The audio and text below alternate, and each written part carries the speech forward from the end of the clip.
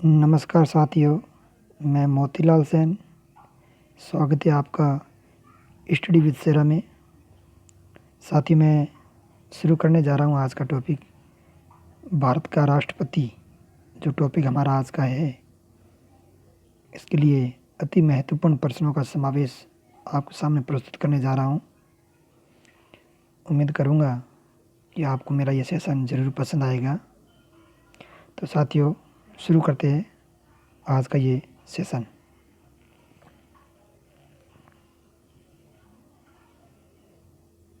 आज का पहला क्वेश्चन आपके सामने आपकी स्क्रीन पर, निम्न में से कौन सी शक्ति राष्ट्रपति को प्राप्त नहीं है? सवाल को ध्यान से पढ़िएगा। पहला ऑप्शन है सत्र अवसान, सत्र विघटन, सत्र आहूत या स्थगन। साथियों, अत्यंत महत्वपूर्ण प्रश्न लेके आया हूँ। मैं आपको व्याख्या सहित समस्त प्रश्न समझाऊंगा। इसका जो सही उत्तर रहेगा वो रहेगा स्थगन। ये इसका सही उत्तर है। तथा पूछोला तो सर सत्र अवसान को मतलब की वे, सत्र विघटन को मतलब की वे, सत्र आहूत को मतलब की वे। सबसे पहले मैं बता दूं, बात में सत्र अवसान ही करूं, इनमें शब्द है अवसान। वो शब्द हिंदी को है। इन अर्थ वे करे अंत, कोई वे अंत, यानी सत्र का अंत राष्ट्रपति कर सकता है। अगला शब्द कहीं है गुरुजी? तो भाई ये ओ शब्द है विघटन। ओ मैं बताऊँ कौन है, ओ तो ध्यान है, ठीक है, इन्हें बताना जरूर कौन है। अगला शब्द की है, अगला शब्द है सत्र आहूत। इनमें एक शब्द है सत्र प्लस आहूत। आहूत हिंदी को शब्द है, इन्हें मतलब होया करे बुलाना, कहीं है बुलाना, यानी सत्र को बुलाना, ठीक है। अब गुरु जी बच्चों कहीं स्थगन। स्थगन ये राष्ट्रपति की शक्ति नहीं है। किसी भी जब लोकसभा का सेशन चलता है तो स्थगित करने की शक्ति है वो लोकसभा के अंदर तो होती है अध्यक्ष के पास। किन किन है गुरु जी? अध्यक्ष कन है।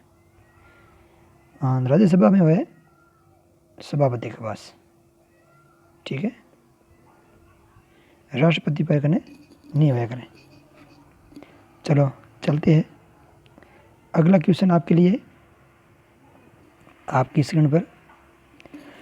अगर राष्ट्रपति उम्मीदवार खालिस्तान भाग मत प्राप्त ना करे तो जमानत जब्त हो सकती है। ये सकती है शब्द नहीं है, हो सकती है ऐसा नहीं है, बिल्कुल होगी। ये माफ़ी चाहूँगा, जमानत जब्त होगी, कोई शक नहीं इस बात में, ठीक है ना। ऑप्शन आपके सामने है 1/10, 1/6, 1/3 या ऐसा कोई प्रावधान नहीं है। तो मैं उम्मीद करूंगा कि आप इसका उत्तर बिल्कुल सही देंगे। आप अपना स्वयं मूल्यांकन करें, बिल्कुल अपने उत्तर लिखें और देखें कि आप कितने उत्तर सही कर सकते हैं। तो इसका जो उत्तर सही होगा वो होगा 1/6 उत्तर सही होगा। Option B is right answer, ठीक है। तो गुरुजी 1/10 की है तो ये 1/10 है गणा पूर्ति। वो गणा पूर्ति फिर कहीं रहे, गणा पूर्ति रहे सा अनुच्छेद 100 में हीरो उल्लेख है। अनुच्छेद 100, अनुच्छेद 100 के अंदर इसका 100 इसका उल्लेख किया गया है। उल्लेख क्या है कि संसद के दोनों सदन, चाहे लोकसभा हो या या लोकसभा हो या राज्यसभा, जब तक 1/10 सदस्य उपस्थित ना हो तो बुलाए गए उस सत्र को अध्यक्ष या सभापति स्थगित कर सकता है, ठीक है ना। गणा पूर्ति होना अनिवार्य है। पहले ये 42वां संविधान संशोधन 1976 द्वारा इसको अंत किया गया, ख़त्म किया गया, ऐसा मत रखो भाई। फिर वापस 44वां संविधान संशोधन हुआ, ये हुआ था 42वें में। 44वां संविधान संशोधन हुआ, इसमें वापस इसको शुरू किया गया। 44वां संविधान संशोधन कब हुआ? तो ये हुआ था 1978 में, 78 में, ये 1976 में।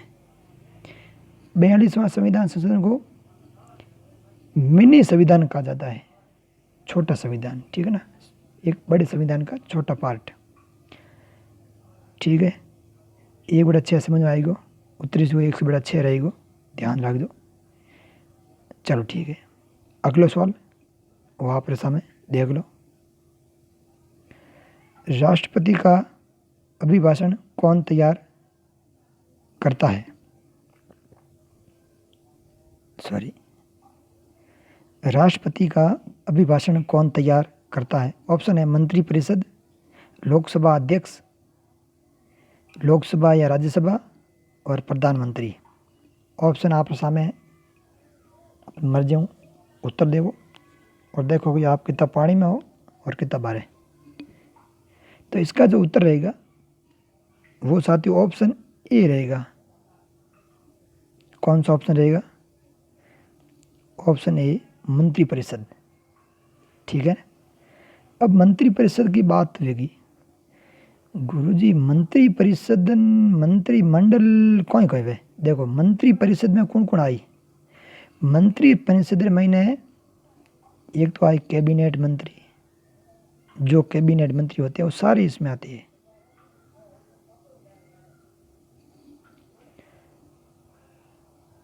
एक कैबिनेट मंत्री आएंगे, कैबिनेट मंत्री के अलावा जो राज्य मंत्री होंगे वो सारे आएंगे।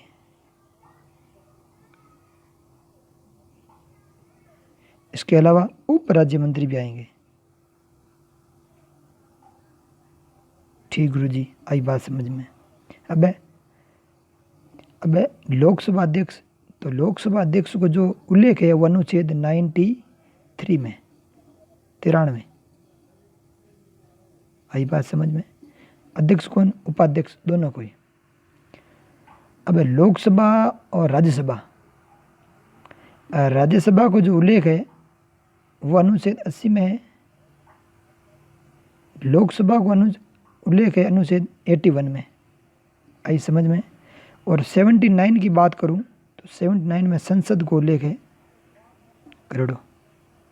आई बात समझ में, ठीक है। और बोलो प्रधानमंत्री साहब, तो प्रधानमंत्री को जो उल्लेख है, ये मिटा दूं मैं, प्रधानमंत्री को जो उल्लेख है वो अनुच्छेद 74 में है। ओ यूँ, हाँ साहब, तो इन्हें शपथ वगैरह अनुच्छेद 75 रहे महीने, ठीक है। और बोलो, चलो आगे नेक्स्ट शुरू करो। अगला सवाल आप स्क्रीन पर है, और यो किस अनुच्छेद में राष्ट्रपति की शपथ का प्रारूप दिया गया है? शपथ मैं क्यों, ऑप्शन आप सामने है, अनुच्छेद 55, अनुच्छेद 57, अनुच्छेद 60, अनुच्छेद 61। उत्तर कौन गुरु जी बताओ? उत्तर देखो भैया, यूँ है, हमारी बात सुन ले। उत्तर यूँ है, स से शपथ है, स से शपथ है, और स से 60, ठीक है। आई बात समझ में। 55 में कहीं है, प से 55 है, प से पद्धति है। क्या नहीं पद्धति साहब? निर्वाचन पद्धति। कहाँ है पद्धति? निर्वाचन, निर्वाचन, ठीक है, निर्वाचन पद्धति। 55 में, प 55 में, प से पद्धति। कौन सी पद्धति? निर्वाचन पद्धति। किस तरह से राष्ट्रपति का निर्वाचन होगा, ये है 55 में, ठीक है। तो गुरुजी 57 में कहीं है? बिल्कुल 57 में भी है, बताओ वाला। 57 में दिया है कि राष्ट्रपति ने पे राष्ट्रपति का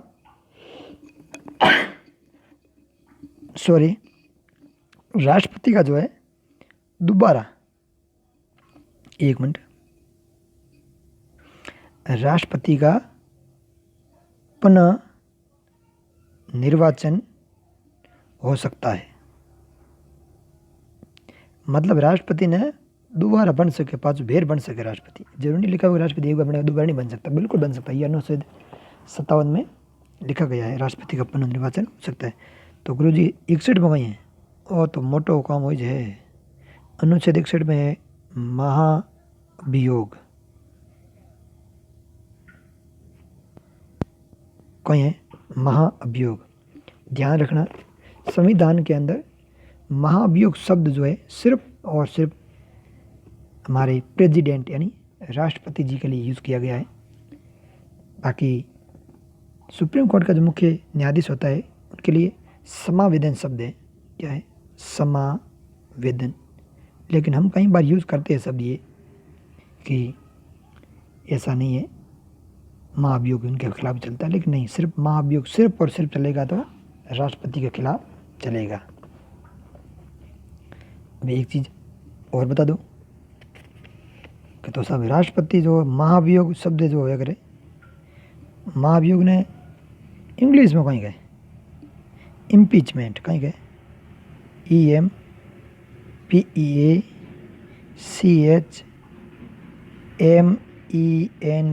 लिख दो थे में, ठीक है, इम्पीचमेंट बोले करे। ये कई बार हिंदी विषय के अंदर पारिभाषिक शब्दावली में पूछा जाता है, तो आपको ध्यान होना चाहिए, ठीक है। और ज्ञान हो गया पता अलग है। चलो अगला क्वेश्चन आपके सामने और यो, निम्न में से कौन सा कथन सत्य नहीं है? सवाल वो है सत्य नहीं है। गुरु जो मार दिया ने, सत्य नहीं है, ठीक है। पहला है राष्ट्रपति के वेतन भत्तों का निर्धारण संसद करती है। तो बात सही लगे भाई, राष्ट्रपति है भाई, वेतन भत्तों संसद ही कर दी तो कौन करेगा? सुप्रीम कोर्ट तो करना रही हो, सही बात है। तो चाहिए राष्ट्रपति चुनाव अवैध घोषित होने पर, ठीक है, उसके द्वारा किए गए कार्य या निर्णय अवैध घोषित होंगे।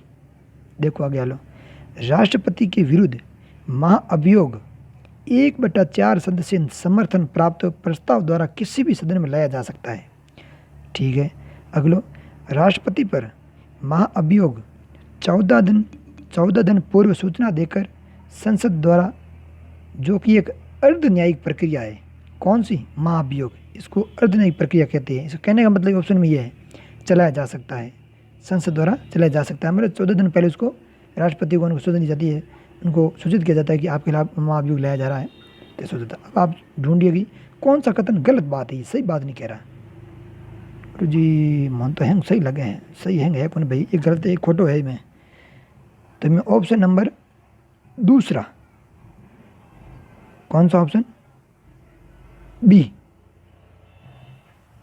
ऑप्शन बी है खोटो। क्यों खोटो है? कोई लिखोड़ी में देखो, राष्ट्रपति चुनाव अवैध घोषित होने पर उसके द्वारा किए गए निर्णय अवैध घोषित होंगे। नहीं है भाई, राष्ट्रपति चुनाव अवैध घोषित हो गए तो राष्ट्रपति करे जा सके। अगर वो कोई भी डिसीजन लिया है, साइन किया है, काम हो गया है, तो बिल्कुल वो अवैध नहीं होंगे। बिल्कुल सही बात है। तो एक सवाल अभी ने 4 सवाल मिल गया आपने। अब पूछो सब अर्धन्यायिक प्रक्रिया क्यों है? ओहो, वो तो अर्धन्यायिक मतलब अधुन्या, सही बात है। जब देश में सुप्रीम कोर्ट है काम करने वास्ते कि हटाने वास्ते सब न्याय है, जब वो संसद कर रही है उन्हें हटाने का काम, घर भेजने का काम कर रही है, तो इन वास्ते इन्हें अर्धन्यायिक प्रक्रिया है। क्योंकि ये न्याय जो जिसको न्याय का अधिकार दिया गया है वो न्याय नहीं कर रहा है। क्योंकि न्याय कौन करता है? कोर्ट करता, नहीं कर रहा है, इसलिए वो अधूरा न्याय कहा गया है, ठीक है ना। हालांकि पूरा हो, भले इसके लिए प्रोसीजर बहुत लंबा है होता है, लेकिन इसको अर्धन्यायिक प्रक्रिया कहा गया है। इसलिए आपको याद रखना है, पूछ नहीं जाए हम पूछ जाए तो, ठीक है साहब। बेर कौन बताऊँ? ठीक है, राष्ट्रपति के वेतन भत्तों का निर्धारण संसद करती है, ठीक है। अब बताओ कि संसद का अंग कौन कौन है? सवाल पूछा जाता है। संसद में कौन कौन शामिल है? देखो, एक राज्यसभा है, एक लोकसभा है, राज्यसभा दूसरी लोकसभा। देखिए ये है राज्यसभा लोकसभा से मिलकर मिलती है संसद। लेकिन पूछे अंग, तो ध्यान रखना राष्ट्रपति भी साथ में आएगा, संसद में शामिल नहीं है। ऑप्शन आएगा शामिल नहीं है, राज्यसभा, लोकसभा, राष्ट्रपति, राज्यपाल, तो राज्यपाल नहीं है, राष्ट्रपति बिल्कुल इसका संसद का अंग है साथियों। ठीक है, चलो ठीक है, हलो भाई आगे हलो, अगले सवाल में हलो। और अगले सवाल आप सामने है, पढ़ो। निम्न में से कौन सा कथन सत्य है? ओ पहले नहीं कहे तो काट दी बात, तो ठीक है, सत्य है। ठीक है, कौन सा सत्य है? जवाब अनुच्छेद 143 राष्ट्रपति का परामर्शदात्री क्षेत्र। देखो, अनुच्छेद 123 राष्ट्रपति द्वारा अध्यादेश जारी करना। देखो आगे, अनुच्छेद 72 राष्ट्रपति की समाधान शक्ति। अनुच्छेद 76 महान्यायवादी यानी अटॉर्नी जनरल ऑफ इंडिया की नियुक्ति। और लास्ट 5 ऑप्शन दे दिया, 5 ऑप्शन है, सभी कथन सत्य है। ओ गुरु जी, तो 5 ऑप्शन दिया, कहीं बैंकिंग की तैयारी करो कहीं। अब उत्तर तो देखो था पड़ा, उत्तर क्यों कथन सही है? ए गुरु जी सवाल तो पकड़ी का सवाल में है मान रही हूँ। देखो ओ सही है, मैं तो 2 बनावे ध्यान है, सही है। 143 मतलब परामर्श ले। अब एक चीज़ बताऊँ, आ सही है, आ सही है, आ सही, सब सही है, तो इन ऑप्शन हुई ई, नहीं सभी कथन सत्य है। कोई बात नहीं, 4 सवाल सो लेगा, थोड़ी जानकारी और दे दूँ। 143 यानी राष्ट्रपति आवश्यकता होने पर किसी भी मुद्दे पर सुप्रीम कोर्ट से उस मुद्दे संबंधी परामर्श जिसे कह सकते हैं सलाह ले सकता है, लेकिन सुप्रीम कोर्ट सलाह देने के लिए बाध्य नहीं है। समझ रहे बात आप? सुप्रीम कोर्ट सलाह देगा ये जरूरी नहीं है, उसको बाध्य नहीं किया जाता सुप्रीम कोर्ट को, ये संविधान में उल्लेखित है। और दूसरी चीज़, जो अगर चलो ठीक है सुप्रीम कोर्ट ने सलाह दे दी, तो कितनी टीम बैठेगी बैठने न्याय देने के लिए? तो कम से कम 5 जजों का जजमेंट बैठेगा राष्ट्रपति को सलाह देने के लिए, कम से कम मिनिमम 5, इससे कम नहीं होंगे सलाह देने के लिए।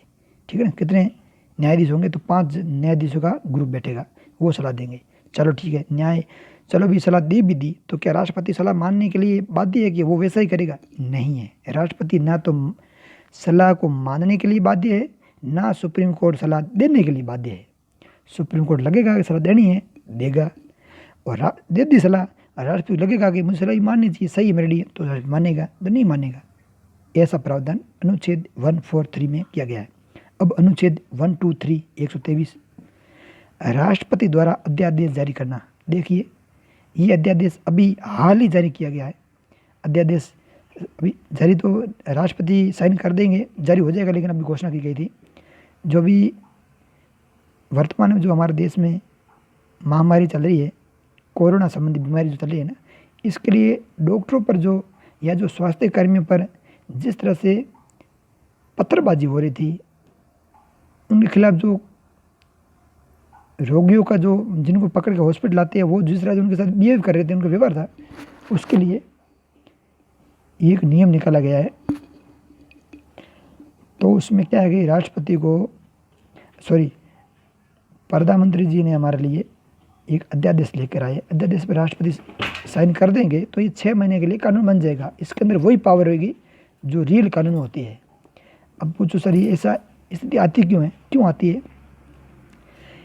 कभी भी देश के अंदर ऐसी स्थिति आ जाए जहाँ पर वो कानून बनाना अनिवार्य रूप से ज़रूरी हो, मतलब अनिवार्य आ गया ना, बहुत ज़रूरी हो, और संसद की सत्र बुलाना संभव नहीं है, क्योंकि संसद का सत्र हर समय बुलाना संभव नहीं होता और कानून बनाना बहुत ज़रूरी होता है। तो प्रधानमंत्री क्या करते हैं कि उस पर राष्ट्रपति से कहते हैं अध्यादेश लाते हैं, क्योंकि राष्ट्रपति प्रधानमंत्री से सीधी बात है, प्रधानमंत्री कहेगा वैसा ही करेगा। तो राष्ट्रपति उसके लिए उस कानून के लिए अध्यादेश जारी करता है, तो वो कानून 6 महीने के लिए स्थायी कानून बन जाता है। ठीक है साहब, 6 महीने बन गया। अगर 6 महीने से पहले संसद का सत्र शुरू हो जाता है, ठीक है, तो क्या करना होगा? 6 सप्ताह यानी 42 दिन, 6 सप्ताह कितने बयालीस होते हैं? संसद का सत्र शुरू होने के 42 दिन के अंदर जो बिल अध्यादेश जो राष्ट्रपति लेके आया था, जो कानून चल रहा है देश के अंदर बना दिया, उसको 6 सप्ताह के अंदर पारित करना अनिवार्य है। अगर पारित नहीं हो पाता है तो ये कानून समाप्त हो जाएगा, या फिर 6 महीने ये चलेगा। अगर 6 महीने के अंदर किसी तरह कोई भी सत्र नहीं बुलाया जाता है तो वो 6 महीने के बाद में ये कानून समाप्त हो जाएगा। लेकिन 6 महीने तक इसमें वही पावर है जो संसद द्वारा पारित किए कानून के अंदर होता है। आई बात समझ में? ठीक है गुरु जाएगी। अब अनुच्छेद अगला है 72, राष्ट्रपति के समाधान शक्ति। बिल्कुल राष्ट्रपति के पास में है, वो कर सकता है समाधान करने की, लेकिन सुप्रीम कोर्ट के पास में ये पावर है कि इस किए गए समाधान किसी को दे दिया है, आतंकवादी किसी को दे दिया ऐसा कुछ, तो उसका पुनरावलोकन कर सकता है। कौन? सुप्रीम कोर्ट कर सकता है, बिल्कुल पुनरावलोकन। ठीक है, ये बात होगी। अब अगलो गुरु जी होगी महान्यायवादी, अटॉर्नी जनरल ऑफ इंडिया। इन उल्लेख कौन से अनुच्छेद में? तो अनुच्छेद है 76 में अनुच्छेद में किया गया है कि ये होता क्या है गुरु जी? तो महान्यायवादी मतलब कह सको वकील, किनो? भारत सरकार को। तो किससे कह सकते हैं? भारत सरकार का पहला विधि अधिकारी, बिल्कुल है ये विधि अधिकारी, कानून अधिकारी यही है, वकील साहब है। बिल्कुल सरकार के मामले होते चलते रहते हैं उनके भाई, तो इसको जाना पड़ता है, न्याय अपने पूरे मामले लड़ता है, ये अपने हिसाब से उस पर डिसीजन लेता है, सब करता है। तो ये भारत का वकील है। हाँ बिल्कुल ऐसा भारत अपन नेताओं को वकील हो जाए महान्यायवादी। एक अनुच्छेद 1988 इनमें कोई लिखो है। अब जदा भारत को न्यायवादी है, महान्यायवादी सॉरी है, और भारत का वकील अपन कह सकते अगर है, तो ये जितने मामले देश के खिलाफ जो भी नेता लोग पूछते हैं, जो मामले चलते हैं कोर्ट में, वहाँ जाता है तो वहाँ अपने निर्णय लेता है। तो इनको 88 के तहत ये अधिकार है कि ये लोकसभा संसद के दोनों सदनों में, लोकसभा और बैठने का अधिकार है और बोलने का अधिकार है, क्योंकि वहाँ मामले होंगे तो जवाब इनको देना पड़ेगा। तो ये बैठने का, बोलने का अधिकार, लेकिन इसको मतदान का अधिकार नहीं है क्योंकि सदस्य नहीं है उनका। ठीक है ना, तो ये चीज़ ध्यान रखनी है। चलो गुरु जी अगले सवाल पूछो। चलो भैया अगला सवाल खत्म करो। अगला क्वेश्चन आपके लिए है, राष्ट्रपति चुनाव को सुप्रीम कोर्ट यानी सर्वोच्च न्यायालय में चुनौती देने के लिए कितने मतदाताओं की सहमति आवश्यक है? अब पूछो साहब मतदाता क्या अपन ढूंढने वाला आप खुद नहीं साहब, ये वो मतदाता है जो राष्ट्रपति चुनाव में भाग लेंगे। ठीक है साहब, ये समझिए कितना सदस्य होना चाहिए। मतलब अगर सुप्रीम कोर्ट में राष्ट्रपति चुनाव को चुनौती देनी है, शिकायत करनी है अगर आपको उसके खिलाफ, तो उसके लिए ऑप्शन है 5 सदस्य या मतदाता, 7 मतदाता, 10 मतदाता या 15। गुरुजी उत्तर तो ही ना भाई कौन पढ़े है, तो इसका जो उत्तर है सोचो और बताओ। इसका उत्तर रहेगा ऑप्शन बी यानी 10 मतदाता। ये 10 मतदाता कौन होंगे? देखो राष्ट्रपति चुनाव में कौन कौन भाग लेवे हेंगो पहले बताओ। राष्ट्रपति चुनाव में ने एक तो लोकसभा, बात ने बड़ी ध्यान से सुनजो, समझ आना चाहिए। लोकसभा, राज्यसभा, ठीक है, और विधानसभा वो भी साथ है। हाँ बिल्कुल। और कौन? और लोकसभा, राज्यसभा, विधानसभा के निर्वाचित सदस्य मनोनीत नहीं लेंगे भाग, निर्वाचित सदस्य होंगे जिनको हमने वोट देकर बनाया है, जैसे एमएलए साहब, एमपी साहब, एमपी जो हम सुनते हैं ये, ठीक है ना। जो लोकसभा में दो मनोनीत होते हैं वो नहीं आएंगे इसमें, राज्यसभा में जो 12 मनोनीत होंगे वो नहीं आएंगे इसमें, ध्यान रखना। सिर्फ निर्वाचित सदस्य होंगे, ठीक है। लोकसभा, राज्यसभा, विधानसभा के निर्वाचित सदस्य। और कौन गुरुजी? और दिल्ली और पुदुचेरी, ये 2 केंद्र शासित प्रदेश है, इसके भी निर्वाचित, इसकी जो विधानसभा है ना इनकी दोनों की, इनकी विधानसभा के निर्वाचित सदस्य। ठीक है साहब बिल्कुल आए किनमें चुनाव भाग लेने वास्ते लोकसभा, राज्यसभा और विधानसभा के निर्वाचित सदस्य प्लस दिल्ली और पुदुचेरी जो केंद्र शासित प्रदेश है, इनकी जो विधानसभा के निर्वाचित सदस्य है वो मनोनीत नहीं आएंगे लोकसभा, राज्यसभा। ध्यान रखना, ये बात समझ लेना आप। तो एक संविधान संशोधन किया गया था वो था 17वां संविधान संशोधन। क्यों किया गया? क्योंकि इसमें दिल्ली और पुदुचेरी को लेना था, इसलिए। ठीक है, ये पूछ जा सकता है, तो ध्यान रखना अभी है। चलो गुरुजी, बड़ी बात की, अच्छी बात की, धन्यवाद है आपने, धन्यवाद करो, मारो काम है।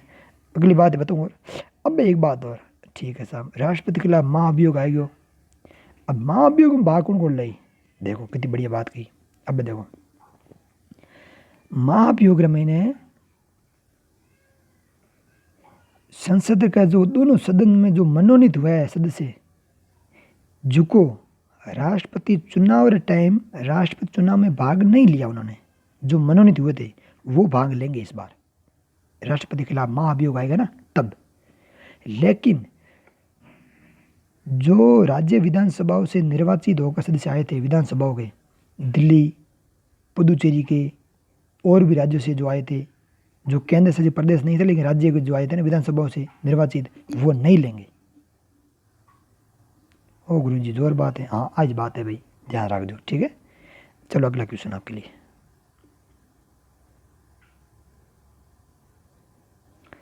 इंदिरा गांधी के काल में, यानी 1975 और 77 के राष्ट्रीय आपातकाल की जांच हेतु मोरारजी देसाई सरकार द्वारा कौन सा आयोग गठित किया गया? ओहो, बहुत बड़ा सवाल है। अब सवाल है कि भारत में एड़ी स्थिति कितनी बार हुई कि राष्ट्रपति शासन लगाना पड़े भारत में ने, वो तो ध्यान होना चाहिए। कितनी बार स्थिति आई? देखो एक बात बताऊँ हमें, भारत में एडी स्थिति 3 बार आई। कद कद आई गुरुजी? पहले तो आई 1962 में, एक मिनट, ठीक है, पहले तो आई 1962 में आई, ठीक है गुरुजी। पचे 1971 में आई, भेर 25 आई 1975 में, ठीक है। 1962 में जब आई थी, विन टाइम कौन प्रधानमंत्री? नेहरू जी आशा, ठीक है। और जब 71 से लेकर ये 71 में आई थी, ये 77 तक चला था, 77 तक चला था, इसके अंदर थी इंदिरा गांधी, और इनमें भी इंदिरा गांधी, ठीक है गुरुजी। 1975 के अंदर ये आया था, इसके अंदर जो ये इमरजेंसी थी, ठीक है ना, मतलब कह सकते हैं आंतरिक अशांति आई थी इसमें। इसके अंदर आंतरिक अशांति यानी सशस्त्र विद्रोह जो हुआ था, ये इंटरनल मामला था। ये इमरजेंसी घोषित की गई थी भारत के अंदर 1975 के अंदर इंदिरा गांधी सरकार द्वारा, जिसके बाद में जो आज भी अपन उसकी परेशानी उसमें जितनी हुई, आम जनता को परेशानी हुई थी, वो आप भी जानते हैं और हम भी जानते हैं, ठीक है ना। इस चीज़ का उल्लेख, ये मामला लंबा है, इसके लिए कभी फुर्सत में पढ़ना चाहिए, अपने को जानकारी लेनी चाहिए कि वाकई में ऐसे क्या स्थिति हुई कि ऐसा निर्णय लेना पड़ा। लेकिन उत्तर अपना सवाल अपना ये है कि इसके अंदर कमेटी कौन सी थी? तो कमेटी उसके बाद मोरारजी देसाई सरकार बनी थी। कौन सी? मोरारजी, साथ ही उत्तर बता रहा हूँ मैं आपको, मोरारजी देसाई, मोरारजी देसाई। इनके काल में एक आयोग बिठाया गया था, उस आयोग का नाम था जेसी शाह आयोग। ऑप्शन सी इसका सही उत्तर है, जेसी शाह आयोग बिठाया गया था, ठीक है ना। जेसी शाह आयोग बिठाया गया था, उसके द्वारा ये इसकी जांच की गई थी। तो किसने बिठाया था? मोरारजी देसाई सरकार द्वारा बिठाया गया था, मोरारजी देसाई, ठीक है ना, मोरारजी देसाई, ठीक है। अब गुरुजी तो पूछो कि जब 1962 में राष्ट्रीय आपातकाल आयो, विन टाइम राष्ट्रपति कौन? देखो प्रधानमंत्री तो बताइए मैडम, नेहरू जी। हाँ, प्रधानमंत्री नेहरू जी आदि राधा कृष्ण जी, ठीक है। वो है 62 को, 50 है 71 को, 71 में इंदिरा गांधी जी। हाँ, समय कौन? वीवी गिरी जी। कौन? वीवी गिरी, आगे लिख दीजिए। और 75 महीने भी कौन? इंदिरा गांधी। समय कौन? फखरुद्दीन। कौन थे? फखरुद्दीन अली अहमद, ये आपको पता होना चाहिए, अली अहमद, ठीक है। तो ये जानकारी थी आपके लिए। चलो अगला क्वेश्चन शुरू करते हैं आपके लिए। नेक्स्ट क्वेश्चन आपके लिए, ये कथन मैं बोल रहा हूँ, मैंने राष्ट्रपति के रूप में असहाय महसूस किया है, कुछ नहीं कर सका, ऐसा किसने कहा? ऑप्शन है doctor Shankar Dayal Sharma, KR Narayan, doctor Zakir Hussain या श्री R वेंकटरमन। देखिए जाकिर हुसैन डॉक्टर थे नहीं थे मुझे नहीं पता, इनके बाद उपाधि नहीं मैंने कहा, लेकिन ऑप्शन ये है जाकिर हुसैन। तो आपको इसमें से ऑप्शन चूज करना है। तो मैं आपकी जानकारी के लिए एक चीज़ मैं आपके सामने रखना चाहता हूँ। सबसे पहले बात करूँ मैं डॉक्टर शंकर दयाल शर्मा। तो मैं आपको ये बता दूँ, शंकर दयाल शर्मा जो थे, इनके बारे में कुछ जानकारी मैं आपके सामने ये प्रस्तुत करना चाहूँगा कि जो शंकर दयाल शर्मा थे वो भारत के किस तरह के राष्ट्रपति थे? पहले दलित, कैसे, सॉरी माफ़ी चाहूँगा, जो डॉक्टर शंकर दयाल शर्मा थे दलित नहीं थे, सॉरी, ये भारत के जो है 8वें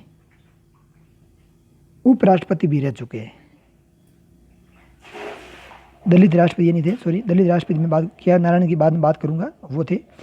ये डॉक्टर शंकर दयाल शर्मा के बाद में कहूँगा, क्षमा चाहूँगा। डॉक्टर शंकर दयाल शर्मा थे, ये 8वें उपराष्ट्रपति रह चुके हैं। क्या रह चुके हैं? उपराष्ट्रपति, ठीक है। और की विशेषता रानी, 3 प्रधानमंत्रियों को इन्होंने शपथ दिलाई। ओहो, 3 प्रधानमंत्रियों को, हाँ, प्रधानमंत्रियों को शपथ दिलाई, ये इनकी एक विशेषता थी। दूसरी चीज़ कहीं गुरु जी ने स्पेशल, तो ये देखो, ये आंध्र, ये ना 3 जगहों के राज्यपाल भी रहे हैं। कहाँ पर? एक आंध्र के राज्यपाल है, पंजाब और महाराष्ट्र। पंजाब महाराष्ट्र के राज्यपाल भी रह चुके हैं, ठीक है गुरु जी। और नवी बात इतनी है, अगले की है, आगे आ जाओ। तो इनका उत्तर जो सही है वो है ऑप्शन बी। कौन सा ऑप्शन है? ऑप्शन बी इसका उत्तर सही रहेगा, ठीक है ना। ज़्यादा जानकारी मत दो। KR नारायण जो है ये भारत के पहले दलित राष्ट्रपति है। कैसे राष्ट्रपति है? दलित राष्ट्रपति है, भारत के पहले दलित राष्ट्रपति, ठीक गुरु जी, जानकारी बढ़िया दी। और पहले मलयालमी जो है ना, मलयालम जो बोलते हैं, मलयालमी निवासी है, पहले मलयालमी राष्ट्रपति थे, ठीक है। और जाकिर हुसैन जी को यहाँ, तो जाकिर हुसैन जी पहला प्रथम मुस्लिम राष्ट्रपति, ठीक गुरु जी, जानकारी बढ़िया दी, प्रथम मुस्लिम राष्ट्रपति, यहाँ, ठीक है, धन्यवाद। आगे वो बैठा बेर एक रेगलदार है, श्री R वेंकटरमन। यहाँ बारे में कहीं जानो गुरु जी? यहाँ बारे में तो श्री R वेंकटरमन राष्ट्रपति रोड़ा, तो कहीं विशेषता है, चलो एक विषय बता दो। इन्होंने भारत छोड़ो आंदोलन के अंदर इन्होंने सक्रिय भूमिका निभाई। भारत छोड़ो आंदोलन 1942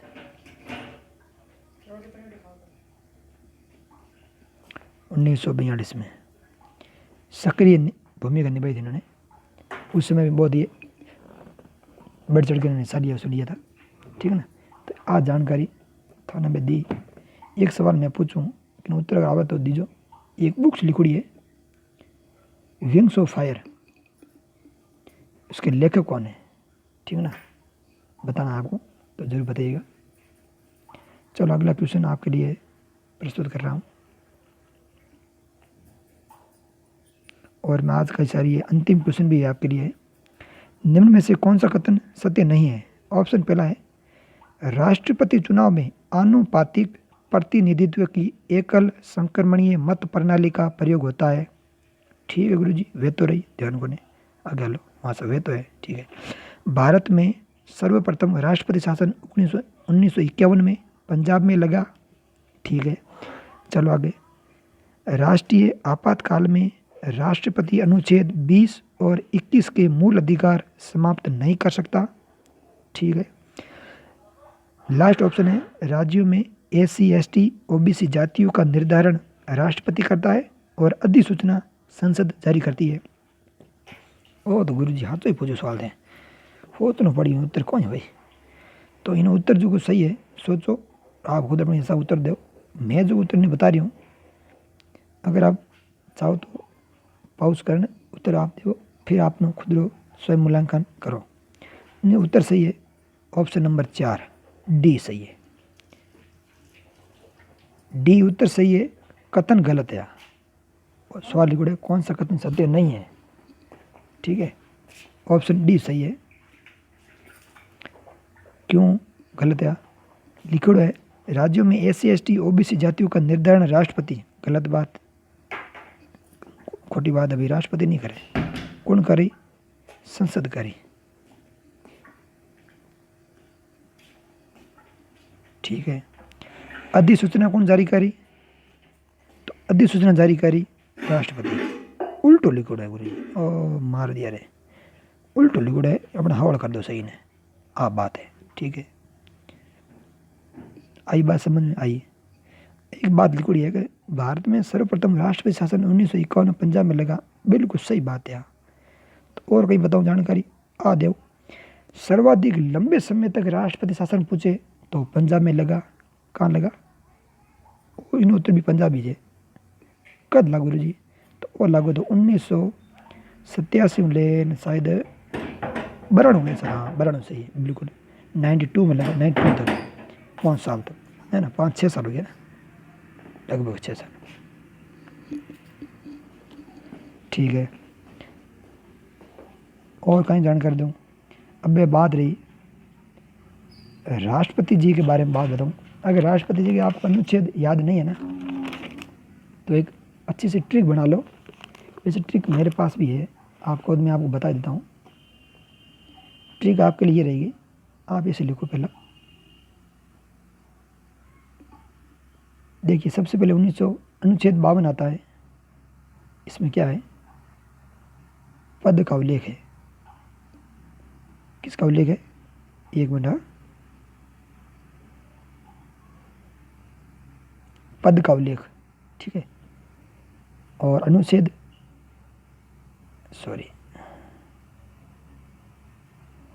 अनुच्छेद 53 आता है। 53 में क्या है कि संघ की जो कार्यपालिका शक्ति है वो राष्ट्रपति में नहीं थे तो कार्यपालिका शक्ति है। ठीक है कार्यपालिका शक्ति 54 की है। 54 हम बताइए मगर में कोई बता दो निर्वाचन मंडल कौन कौन भाग लिया करे वो तो बता दिए मैंने। इनमें निर्वाचन मंडल है ध्यान रख जो 54 में निर्वाचन मंडल है लेकिन जो 55 है इसमें निर्वाचन पद्धति है 55 और निर्वाचन पद्धति। ठीक है याद रख जो। अब गुरु जी 56 में कहीं है तो और 56 में कहीं जुड़ा है अनुच्छेद 56 के अंदर जो दिया गया है कार्यकाल बताया गया क्या गया राष्ट्रपति कार्यकाल कितना होगा बताया गया 5 साल कार्यकाल होता है राष्ट्रपति का। ठीक है गुरु जी धन्यवाद। और 57 में कहीं है बस सवाल बत पूछे तो नहीं बताइए 57 में कहीं पुनः निर्वाचन राष्ट्रपति पुनः राष्ट्रपति बन सकता है नहीं पुनः निर्वाचन। ठीक है गुरु जी धन्यवाद। अनुच्छेद 58 में कहीं है अनुच्छेद 58 के अंदर जो दिया गया है वो दिया गया राष्ट्रपति जो है ना योग्यता बताई गई है कि राष्ट्रपति में क्या योग्यता होनी चाहिए। ठीक है ना तो राष्ट्रपति की उम्र जो है वो 35 वर्ष होनी चाहिए। ठीक है गुरु जी फिर राष्ट्रपति की उम्र 35 वर्ष होनी चाहिए भारत का नागरिक होना चाहिए और लोकसभा का सदस्य बनने की योग्यता रखता हो। किसका लोकसभा अगर उपराष्ट्रपति पूछे तो राज्यसभा का सदस्य बनने की योग्यता रखता हो। सदस्य नहीं होना चाहिए योग्यता होनी चाहिए ऐसा लिखा हुआ है संविधान में। ठीक है तो ध्यान रहेगा उपराष्ट्रपति के लिए राज्यसभा का सदस्य बनने की योग्यता होनी चाहिए और राष्ट्रपति के लिए लोकसभा का सदस्य बनने की योग्यता होनी चाहिए। आयु 35 वर्ष फिक्स है दोनों में। ठीक है 59 में तो गुरु जी अनुच्छेद 59 में गए हैं तो 59 में ना राष्ट्रपति पद की शर्तें दी गई है। ठीक है क्या दी गई है पद की शर्तें दी गई है। शर्तों में कहीं गए हैं जैसे वो लाभ के पद पर नहीं होना चाहिए। ठीक है ना लाभ के पद पर नहीं होना चाहिए या फिर वो किसी भी संसद के किसी भी विधानमंडल का सदस्य नहीं होना चाहिए, ठीक है ना, सदस्य नहीं होना चाहिए, संसद का नहीं होना चाहिए। वैसे देखो ये भी उल्लेख किया गया है कि राष्ट्रपति, उपराष्ट्रपति और राज्यपाल, ठीक है, राष्ट्रपति, उपराष्ट्रपति, राष्ट्रपति, राज्यपाल और मंत्री ये लाभ के पद नहीं है, ये लाभ के पद नहीं कहलाते हैं, ठीक है। और राष्ट्रपति के जो वेतन भत्ते मिलेंगे वो संसद देगी, पूरा संसद देगी। कौन देगी? संसद। क्या देगी? वेतन भत्ते राष्ट्रपति के। और राष्ट्रीय का पेंशन वेतन कितना अभी वर्तमान में, तो वो है 5 लाख रुपये, ये भी ध्यान होना चाहिए आपको, ठीक है ना। वो भारत की संचित निधि से आता है। कहाँ से दिया जाता है? संचित निधि से, भारत की, ठीक है ना, इंडिया की, भारत की संचित निधि से, ठीक गुरु जी। अनुच्छेद 60 बार बताइए बजे 60 में कहीं शपथ है, 60 से शपथ कौन दिलाए शपथ? अबे शपथ तो भाई और कौन, राष्ट्रपति ने कौन दिला सके? सुप्रीम कोर्ट को मुख्य न्यायाधीश दिला सके भाई, राष्ट्रपति को नॉर्मल आदमी देखो ना। सही बात है गुरु जी, तो है ना सुप्रीम कोर्ट का मुख्य न्यायाधीश।